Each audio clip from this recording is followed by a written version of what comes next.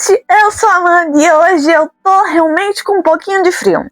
Não é aquela coisa de, ai meu Deus, eu tô muito frio, mas dá um friozinho o suficiente pra eu usar esse capote, usar o lençol sem derreter por debaixo dele e tomar um chocolatezinho quente, que não tá tão quente, mas era pra tá. Tá gostoso. Eu arraso em chocolate quente, gente. Eu sou expert em chocolate quente. Enfim, vocês viram no título. Deixa eu ajeitar vocês, peraí. Vocês viram na thumb, vocês viram no título que hoje eu vou listar 7 livros para você ler nesse período de inverno. Então são livros bem vibes inverno. Eu fiz isso para outono, tô fazendo para inverno. Quem sabe eu faço para as outras estações.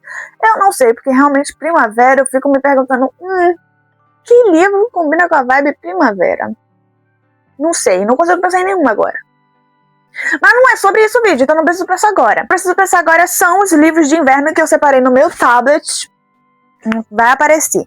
Mas enfim, eu separei 7 livros pra ler nessa vibezinha de inverno. E eu acho que tá babadeiro, gente. Eu acho que tá bem babado. Que é isso? Tô aqui gravando um vídeo, não é boa? Me mandando calar a boca, mas rapaz.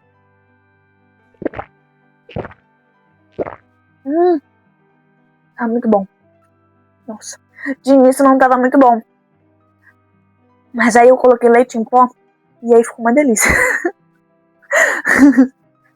Enfim, eu separei por categorias. Então temos a categoria clássicos, a categoria fantasia, a categoria teen e a categoria suspense, mistério / terror da vida real.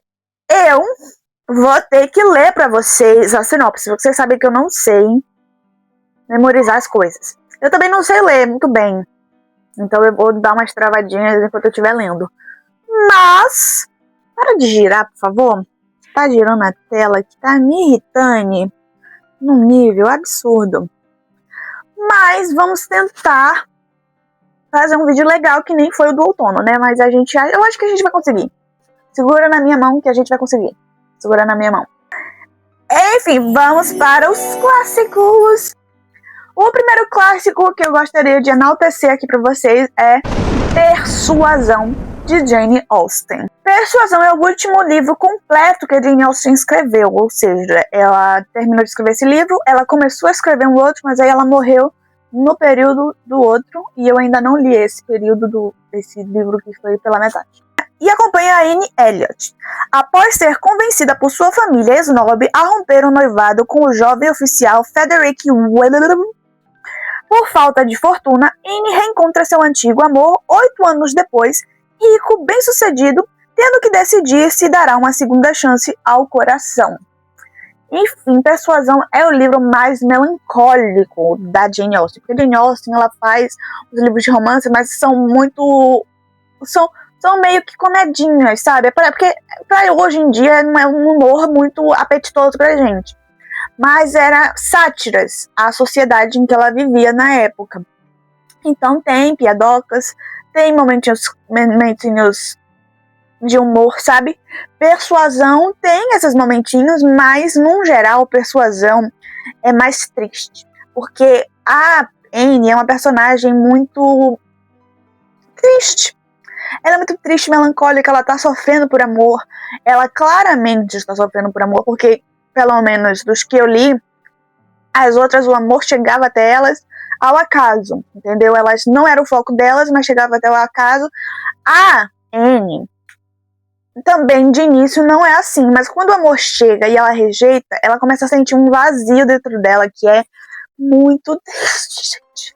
É triste ver a Anne passando por tudo isso e ela reencontra ele e ele tá perfeito, do jeito que a família dela aceitaria, do jeito que ela sempre amou ele, e ela fica naquele sentimento de meu Deus, que cagada que eu fiz, meu Deus, ela passa o livro todo sofrendo.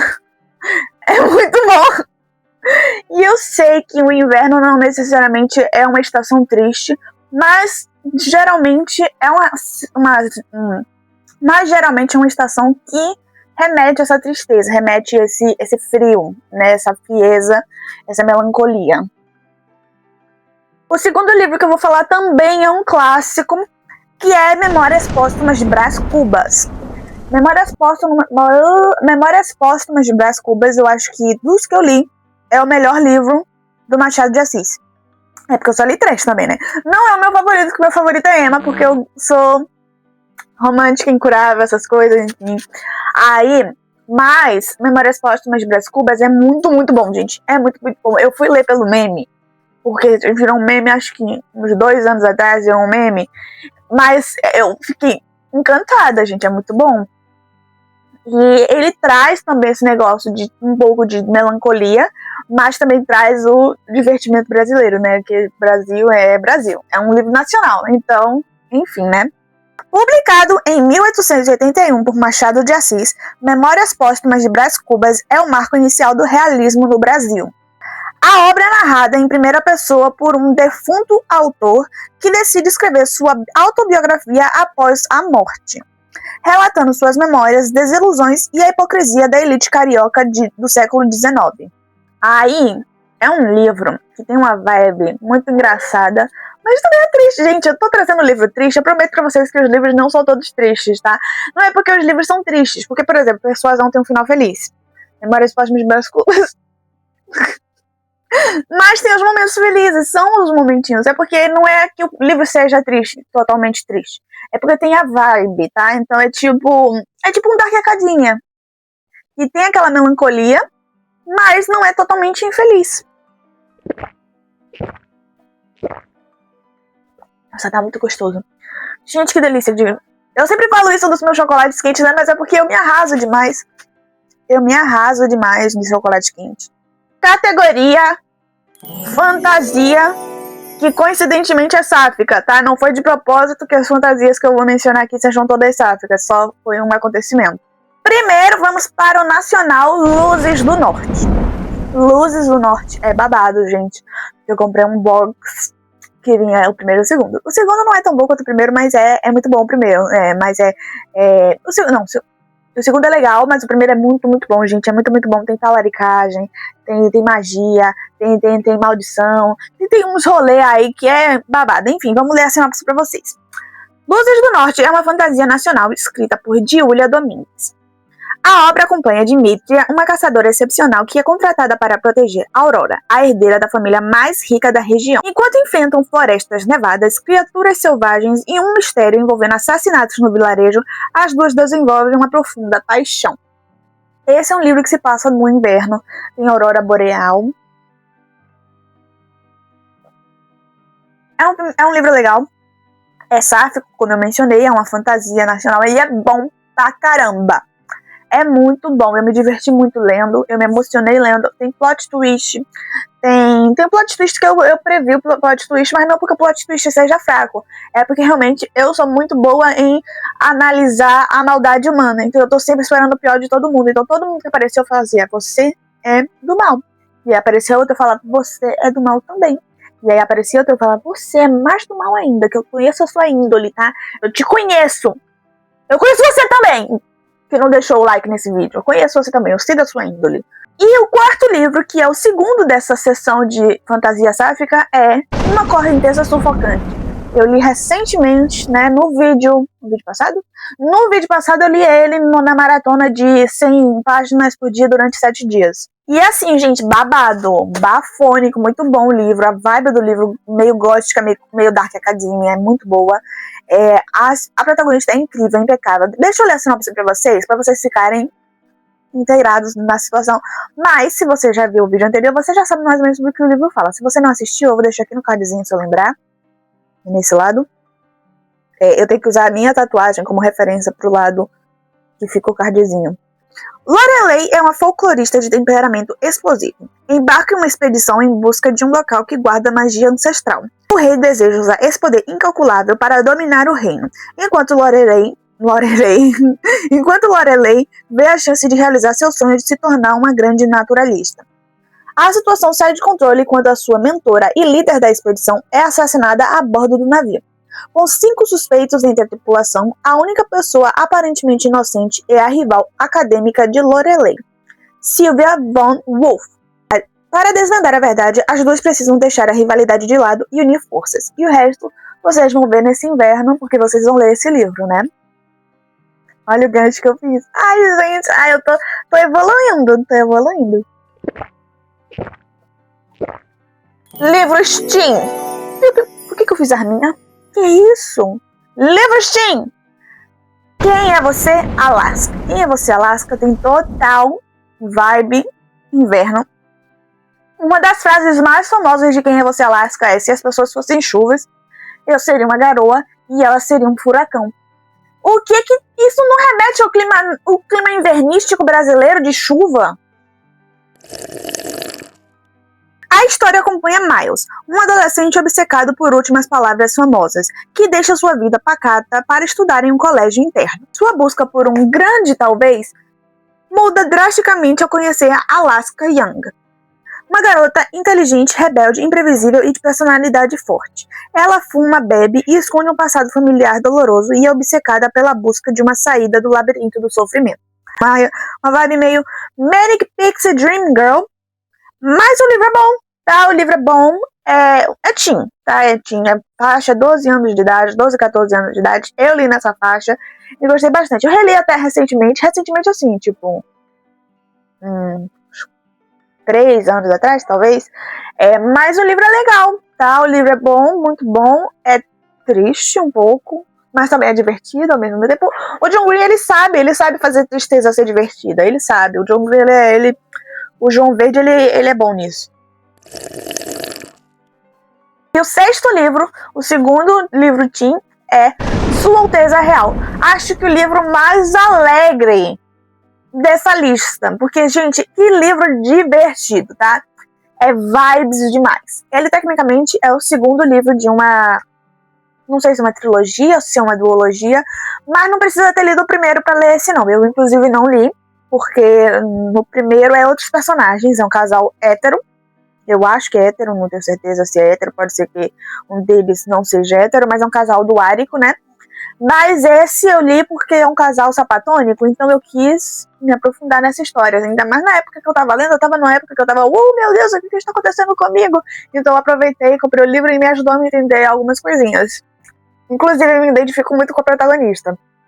Enfim, Sua Alteza Real, da autora Rachel Hawkins, é um romance young adult que acompanha Millie, uma estudante americana que vai para um colégio interno na Escócia após uma desilusão. Após uma desilusão amorosa. Lá, seus planos de apenas estudar geologia são interrompidos ao dividir o quarto com a princesa Flora. O convívio logo se transforma em um romance inesperado. Como eu falei, sapatônicos. Gente, eu falei desse livro num Recomanda desse mês, eu acho, inclusive. Acho que foi o primeiro Recomanda desse mês. E vou repetir pra vocês o que eu falei lá. É divertido, é muito bom, é tipo Young Adults, não, Young Adults, é tipo Young Royals, sabe? Só que feminino e sem drama pesado, sabe? Tem uns draminha adolescentes só. Então é um romancezinho sáfico, leve, divertido, com seus altos e baixos, mas muito confortável. E eu acho que ele tem uma vibe inverno. Em primeiro lugar, ele se passa na Escócia. E na minha cabeça, a Escócia é totalmente como Outlander.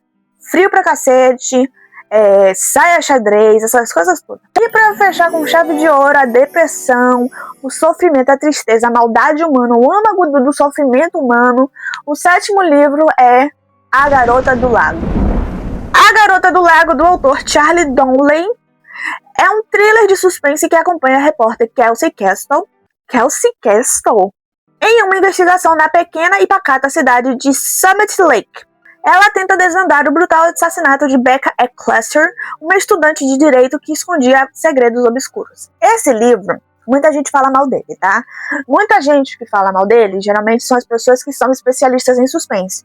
Falam que é previsível, falam que não é muito original, mas eu li esse livro tendo como experiência no suspense zero. Então, eu fui pega de surpresa com o plot twist. Eu me incomodei com uma coisa ou outra, por exemplo, eles meio que associarem o que aconteceu com a vítima ao fato dela ser meio que promíscua. Ela nem é, mas ela ser muito flertadora. Ela flerta demais, então obviamente que iria acontecer isso com ela, porque é isso que acontece com mulheres que flertam com todo mundo.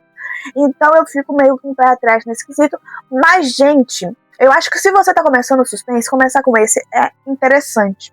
Não é confortável, mas é muito inverno.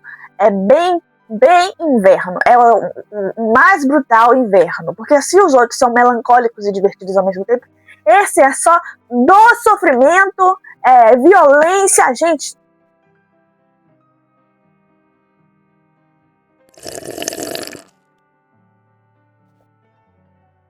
Mas é babado. É babado.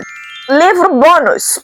Livro bônus. Esse livro não necessariamente é de inverno, mas se você ler no inverno, você vai gostar.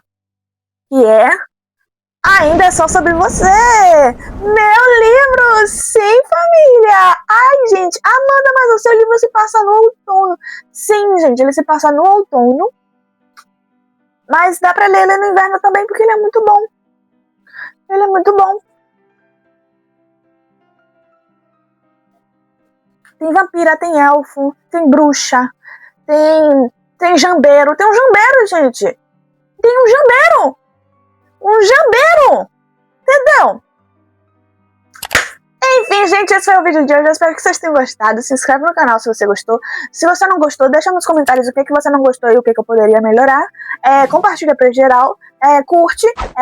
O que mais? O que mais? Eu tô falando muito né?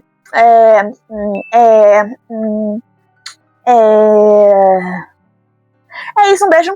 Um queijo. Tchau!